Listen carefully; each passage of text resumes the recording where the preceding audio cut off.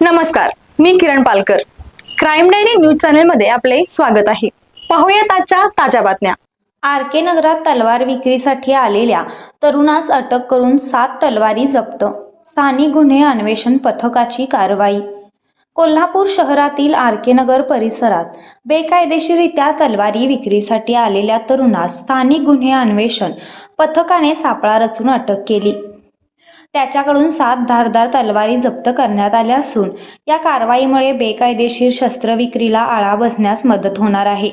Police अंमलदार Mahendra Korvi यांना मिळालेल्या माहितीनुसार ओंकार शिवाजी रोडगे, वय वर्ष 22, राहणार राजेंद्र नगर, हा आर.के. नगर येथील श्री मंगल कार्यालय परिसरात तलवार विक्री करण्यासाठी येणार असल्याची माहिती मिळाली. त्यानुसार पोलिसांनी पोलीस उपनिरीक्षक संतोष गळवे यांच्या पथकाने परिसरात सापळा रचून रोडगे याला ताब्यात घेतले.